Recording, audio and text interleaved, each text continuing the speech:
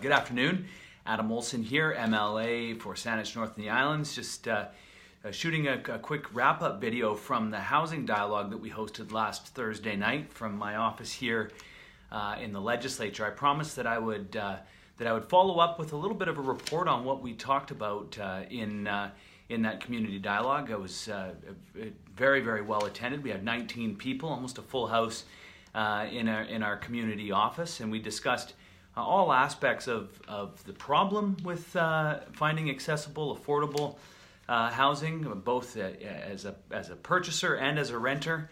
And we also talked about some solutions. One of the things that we highlighted was the work of the former MLA in Saanich North and the Islands in developing a housing need assessment. And we made and we had the discussion about the availability of housing where the needs are. And we identified that there's a huge need at the lower end of the housing market, and unfortunately the municipalities and First Nations on the Saanich Peninsula are not building the type of housing where the needs are. And so that's one of the things I think that we need to take a look at is where is the diversity of housing stock being built on the Saanich Peninsula. In addition to that, we are adding jobs that those people who are going to be working in the jobs in the shopping centers that are going to be built on the Saanich Peninsula are going to be exacerbating that problem.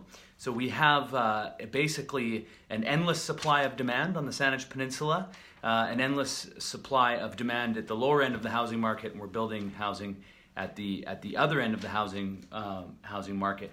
The other thing that was talked about was, of course, the impact of foreign capital in the capital region. It needs to be mentioned. You know, there's a lot of conversation about the Lower Mainland, but what is the spillover impact of the influx of foreign capital into the housing market?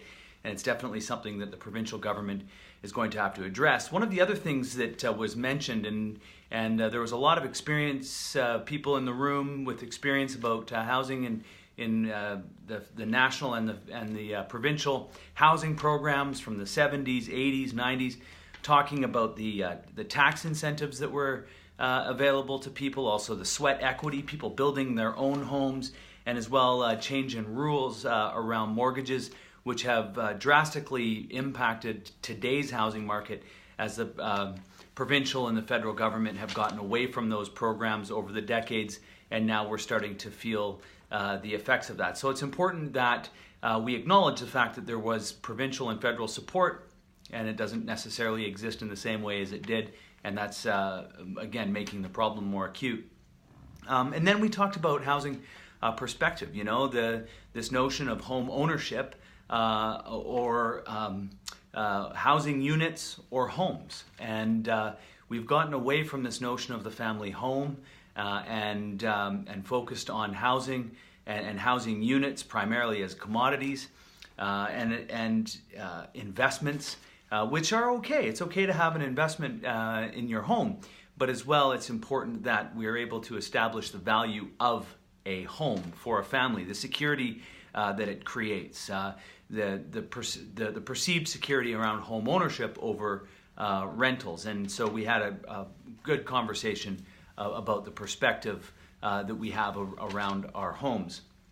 Some of the opportunities that were mentioned and some things that I'd really like to start to work on, and you can see me start to work on in the legislature and with my colleagues in local government around the Saanich Peninsula and the Gulf Islands and the First Nations communities, is that definitely the provincial government needs to take some action on regulating short-term vacation rentals. We're losing a lot of our housing stock, a lot of the supply that's out there to short-term vacation rentals, and the fact that the provincial government hasn't taken action to provide some regulations in that area, I think is something that we really need to look at quickly. The other thing that we need to take a look at are local government regulations, bylaws, and things that, you know, I remember playing floor hockey in the basement of an unfinished, the BC box, the 1970s style house that we all grew up in, and now that's just not possible with the BC building code. You can't leave basement unfinished like that, but that was one of the ways that housing was more attainable, was if you could finish parts of it over time. And there's other regulations at the local government level that need to be addressed. We need to address making tiny homes available. For sure, there's a whole community of people that want to be able to live in tiny homes, and it's just locked in regulation, whether at the provincial level, at the building code level, or at the local government level. We need to address and have a better relationship with liveaboards, and this was something that we heard very clearly. There were some folks in the liveaboard community. Certainly, a good supply of housing could come in the liveaboards or float homes. This is something that we need to certainly have a more engaged relationship with the opportunity for liveaboards and how we can deal with that, and then as well the impacts of spot zoning on community development and where certain developments are happening. We heard a lot of ideas. These are just a few of them, and without being able to going on for too long, I just want to highlight the fact that there were a ton of great ideas and a very engaged discussion, and we're committed to continuing having these community dialogues. We've already got the next one planned. It's going to be on Wednesday, December the 6th. It's at our community office, 215-2506 Beacon Avenue. It's in the Landmark building at the east end of Beacon Avenue in Sidney, 7 p.m., Wednesday, December the 6th. And the topic is going to be innovation in the emerging economy. As we talk about the changing workforce, the changing nature of work, I'd love to engage you, all the community and my constituents on how we're going to address the changing nature of work, the changing workforce in the 21st century with innovation, with increases in technology, roboticization, jobs being lost and jobs being created. How are we going to deal with that? So that is the time for the next community dialogue. You're going to start to see promotion for that on our community website, adamolsen.ca, as well as on my Facebook page, facebook.com/Olsen4MLA, and as well you'll see some posters around town. Again, the next community dialogue, Wednesday, December the 6th at 7 p.m. at our community office in the Landmark building in Sidney. You can find all the details on our website in the next few days. I hope to see you there. So thank you for participating in your democracy, and I look forward to engaging the discussion further on a variety of subjects on a monthly basis going forward.